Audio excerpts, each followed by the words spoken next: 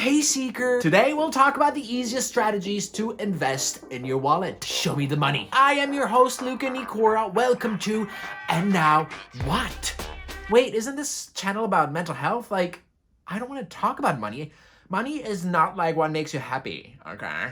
Actually, if you haven't watched the previous video I made on finances, here's the link. I talked about how money, or the lack thereof, affects your mental health, as well as shocking numbers that show you why you should start investing. It's a recommended video by me. Okay, I know investing may sound really scary. It definitely was for me. But I'm also scared of spiders, so... yeah. But there are some really easy steps that you can take today to already help you set yourself up for the future. But don't worry, you don't have to be a trader or study finances or do loads of research to make your money work for you. Working for money is like so totally pre-pandemic. And in this video, I'm gonna show you all the great tips that I found on my way to help you with your own finances. First, if you're struggling with money and you don't really have much experience in finances, make sure that you save money. Oh my god, I've heard that tip like in every video ever. Okay, I know this may not be the most original tip, but it's a very important step, and I just want to make sure I lay the foundations for you if you haven't watched any other financial videos. But keep watching because the next tips are gonna be a little bit more original. The original by Luca Nicora. Remember, everything you buy is either an asset or a liability. It's an investment or an expense. You can put your money in education or in Back to the Future t-shirts. Invest in what you need and cut the costs of what you don't. Get roommates, sell your car and bike to work. Switch your phone plan from one of the big companies that overcharge you to smaller companies that have monthly plans. Wait, my internet is unlimited until I get to a certain amount and then I have to pay for it? That's the exact opposite of what unlimited is. Hello? Don't put me on hold again. Become a building manager so you don't have to pay rent.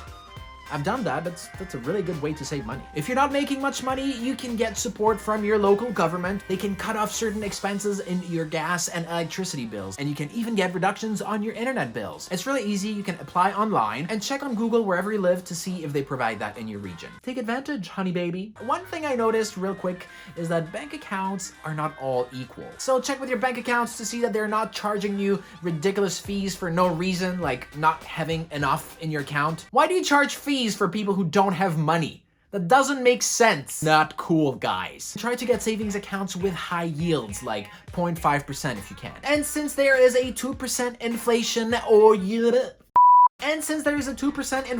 year over year, which means that you're basically losing 2% of your buying power every year. If you have a 0.5 yield in your savings account, you're losing 1.5% every year, which is a little bit better, I guess. So make sure that you keep in your savings accounts just enough money for your expenses like rent and food and so forth, as well as emergency fund for, I don't know, in case of a pandemic or a zombie apocalypse. So depending on your lifestyle, if you have a family or not, make sure that you have up to 6 months of fund just in case. Credit cards are great as long as you don't spend money on shit you don't need with money you don't have. Oh my god, I totally need these 7 Pokemon onesies. Bye! No, you really don't. With credit cards, you can get some great cashback options or miles and other benefits. Check out banks like Discover that have a 1% cashback for their regular accounts, which is a great way to make money when you spend money. Here in Japan, I use Rakuten and I get 1% points back, which I can redeem in all sorts of shops and restaurants. Totally worth it! But make sure that you pay back the full amount at the end of each month to avoid any fees. Try to pay off all of your debts as fast as possible or you won't be able to really invest your money. This applies mostly to Americans because for most Europeans, education is affordable. Basically, debt's not good unless you use it as a leverage to buy a house, for instance, or for your credit cards. As long as you pay them off right away, you're good. I love them cashbacks! And now let's talk about investment. When you start investing, make sure that you When you start investing, make sure that you do not invest money that you need right now or money that's part of your emergency funds. I do need all of my money right now. What do you mean? For instance, if you live in countries that has social security that may support you in case of a problem, that medical care is affordable, and that you do not have a family to support, and you are getting a steady income, you may not need too much savings. $6,000 to $10,000 in your savings may be enough, but make sure to check how much you need on a daily basis and what your emergency funds are before deciding on that number. Yes. So if you don't have that emergency fund, start building up that first. I'ma save like a boss. The first thing to invest in is Tesla. No. First thing is, if you don't have one, open a retirement account. Something like an IRA in America, Tsumitate NISA in Japan, superannuation in Australia, and third pillar in Switzerland. I don't know about the other countries. There may be some other options, like in Switzerland, you can get a life insurance that sort of works as a retirement account. That sounds like some rich people. Actually, there are a way to put money away in a tax-free account that you have access to when you are 65 or whatever the retirement age is by then. But you can also get that money back with certain fees. Cool. And then automate your investments so you don't have to think about it. In America, you have loads of options like Vanguard or Fidelity to start investing in your Roth IRA. In Japan, the best platforms would be SBI or Rakuten to invest in your retirement accounts. In Switzerland, with the Zurich, you can get a pretty good life insurance with decent returns. Or check out Frankly by Zurich and Viac by Veer. They are pretty easy, straightforward platforms that you can start investing in your third pillar. Links below. Okay, but I'm not an expert and numbers kind of scare me a little. What do I invest in? What do I put in these accounts? And that's what keeps most people from even just looking into investing. Good news is there is an easy peasy schnitzel squeezy way to invest without having to do loads of research. What is that magical pill, doctor? The easiest and safest way to invest is with ETFs or exchange traded funds. ETFs tracks indexes. What's an index? An index is a list of stocks. That's a tongue twist right there. List of stocks. My God, I can do it. I'm gonna be an actor, mother! Like the S&P 500 is a list of the best 500 performing companies in the United States. The NASDAQ tracks the best tech companies, and ETFs buy stocks from these indexes that they track or that list of the best companies. Having to do the research on individual stocks to find out which one has the best cash flow, the least debts, the best PE ratios, and so forth. You can just buy a basket of all the best performing companies. So an ETF is like asking someone to do my groceries for me, and with my money they're just buying the best products. Sure, I guess that's the way to put it. Weirdo. When you buy an ETF, you buy a portion of all of these stocks they represent. Cool. What's great about ETFs is that you're gonna get the best return on the stock market, which is about 7 to 15% on average over 10 years, which is pretty good. Better than a savings account. Even the famous Warren Buffett says, and I quote, "Most people won't beat ETFs, so y'all should put 90% of your quiche in the S&P 500. That's how he said it. So how do I choose the best ETF? Good question, yeah. I can do it, I'm Swiss. I can offend Germans. It all depends on your financial strategy, but what seems to be the safest with highest return would be an ETF that tracks the S&P 500 and or another one that tracks the total stock market. These seem to perform the best on the long term. Most ETFs that tracks these indexes will have basically the same return because they all track the same thing. Right? But what you have to look into is the expense ratio. An expense ratio? What is that?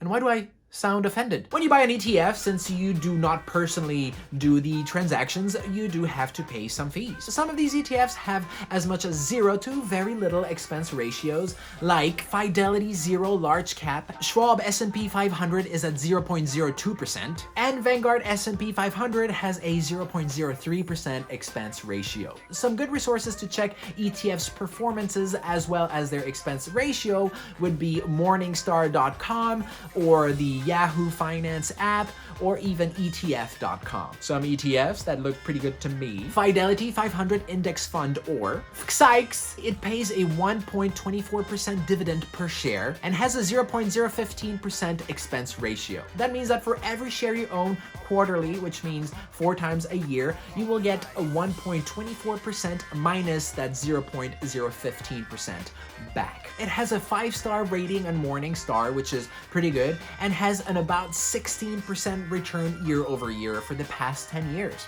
So that's good. Vanguard S&P 500, or VOO. It pays a 1.34% dividend minus the 0.03 expense ratio. It has a 4-star rating on Morningstar and has a return of 14% per year in the past 10 years. Schwab US Large Cap, or SHKS. That's like the sound of a whip. It tracks the Dow Jones Total Stock Index, which is the best 750 companies by market cap. It pays a 1.41 dividend minus the 0.03 expense ratio. It has a 5-star rating on Morningstar, which is really good, and has a performance of about 14% year over year for the past 10 years. Vanguard Total Stock Market, or FT.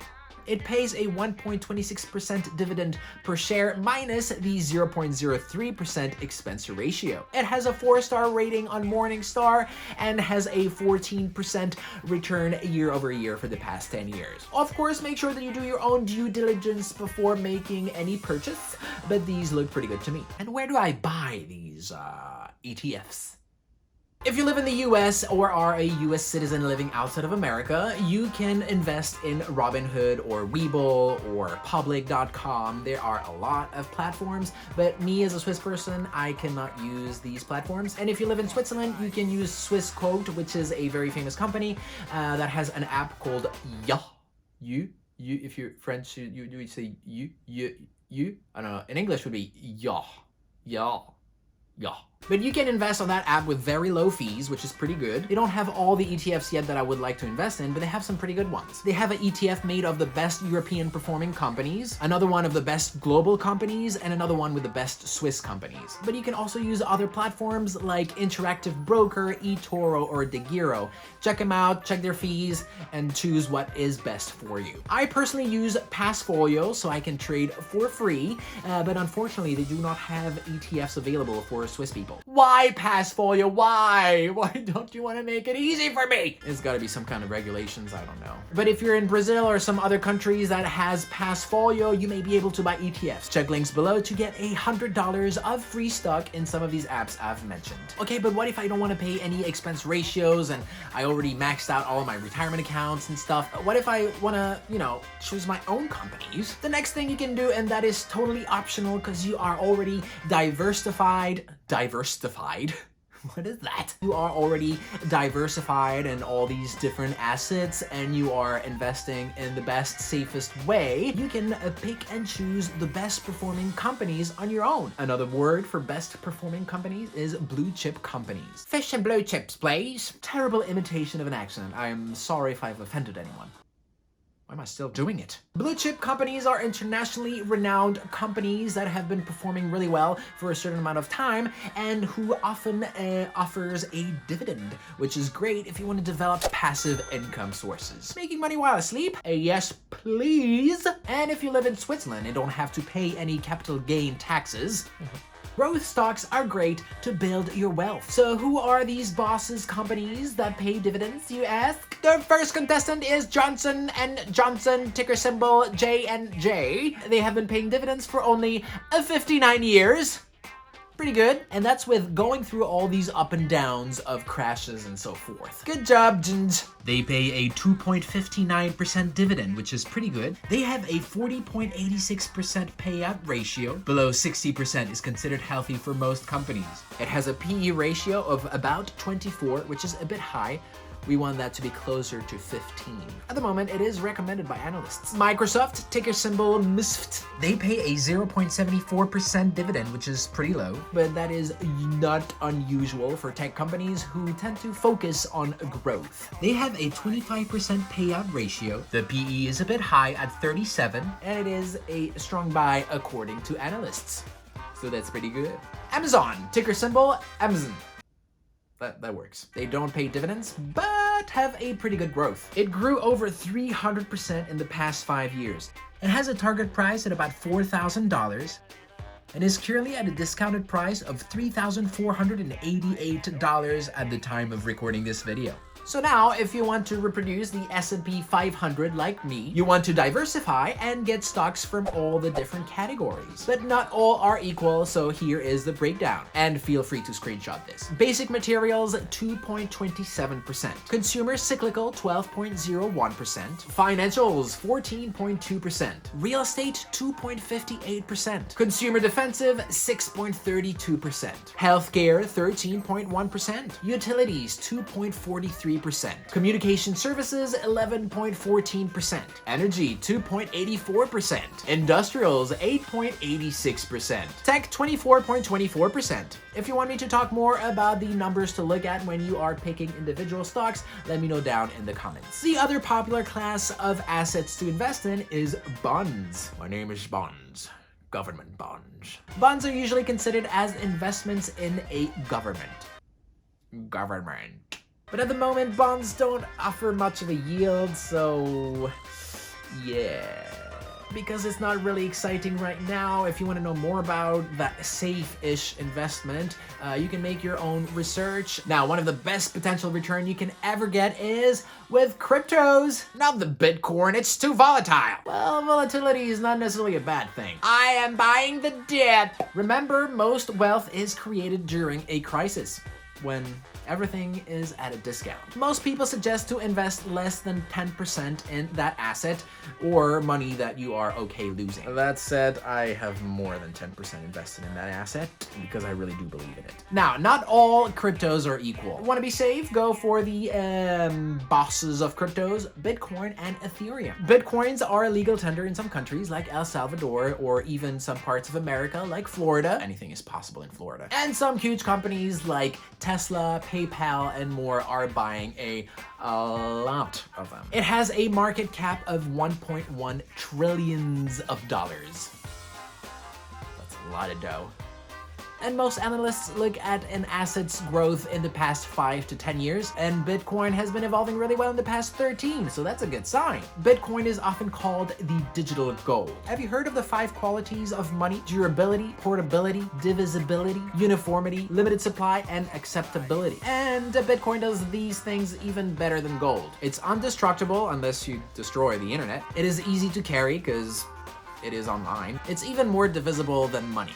You can have 1 Satoshi and pay someone for a minute of their work time. Uniformity, all Bitcoins are equal. Limited supply, there is a set limit of Bitcoin that can ever be mined. And accessibility, anyone who has internet can have access to it. But not only that, it is way better than money because it is deflationary. That means that it does not lose value over time. And because you don't have the Fed printing money like crazy. Make it rain, baby! And it's impossible to counterfeit. And some experts say that it has a 200% return year over year. That's insane. Compared to the stock market, 7 to 15%, 200%. So you should definitely look into that. Ethereum. Ethereum is more valuable for its network than its coin. There are many types of cryptocurrencies that are built on the Ethereum network. And what's great about Ethereum is that you have smart contracts that you can have attached to each coin or even art, like NFTs. Have you heard of those? There are also very high returns expected for Ethereum in the short and long term. Now, before investing in any of these assets, I would suggest that you check out the 52 weeks high and lows and don't buy when the coin is at all-time high. The best way to do it is to dollar cost average, which I'll talk a little bit more in a moment. Finally, brace yourself, Marty. Don't freak out when the price drops because it probably will in the short term, and that is scary as duck, as my autocorrect would say. So make sure that you do not invest the money you need right now. Remember, in the long term, it's an incredible technology that will most likely change the world like the internet or cell phones or electricity did back then. There are many platforms on which you can buy crypto like Binance, Coinbase, even trading apps like Robinhood or some banks like Revolut. Personally, I use a Swiss company called Swissborg. They have pretty good prices and yields on the app, so you don't have to put them out into another wallet to get yield. yields. So that's pretty easy and convenient. And oh yeah, and compared to the 0.00001% yield that I get here in banks in Japan, well, on these apps you can get between 1 to 20% depending on the crypto. That's huge. You can get 100 euros of Swissborg coin with my link below. And they also have a fun app called Crypto Challenge, on which you have to guess if the Bitcoin is gonna go up or down in the next 24 hours. And if you win, you can get some free coins as well, which is a pretty fun way to make free money. Who doesn't love that? But you can also buy on Gemini, which is a really good app as well, and then transfer from Gemini to a BlockFi to get some really good yields. Links below to get some free Bitcoin on Gemini and BlockFi. I would avoid using Robinhood or Revolut to buy any cryptos because you can only buy, hold, or sell. You cannot get your cryptos out of the platform and put them in a wallet to get yields or use them to pay a friend or something. So not really worth it. What do I do if everything crashes? Do I lose my money? Let me answer this question after a message by our sponsor, me. If you got any value from this video, make sure that you like it and subscribe to the channel. If you worry about stock crashes, well, you should. Are companies overvalued because of the crazy amount of money that the Fed is currently printing?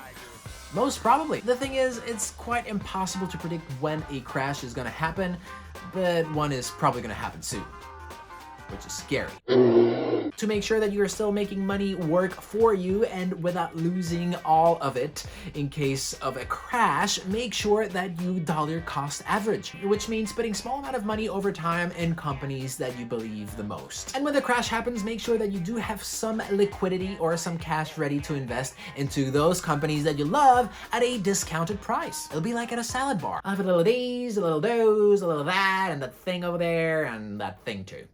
Thanks. The other thing you can do is invest in commodities like gold, which tend to do pretty well during a crisis. And the last thing is make sure that you diversify. Diversifying is the best way to absorb a shock because most likely not all asset categories are going to be affected the same way. For instance, you can focus on companies that most likely won't suffer too much during a crash, like Facebook, Amazon, or Google. Because let's face it, during a crisis, you will probably not stop using social media or Google. Right? What did you do during the lockdowns? Exactly. In the next video, I'm going to be talking about alternative investments so that you can get your eggs in other salads. There are other investment opportunities that you can focus on that are not related to the stock market, which may help you in case of a crisis. So keep an eye on my channel. Which one of these tips are you going to use first? Let me know in the comments. And check this video if you want to know more about how money affects your mental health. Thanks for watching. See you guys in the next video. Invest in your wallet, invest in your future, invest in yourself. Peace!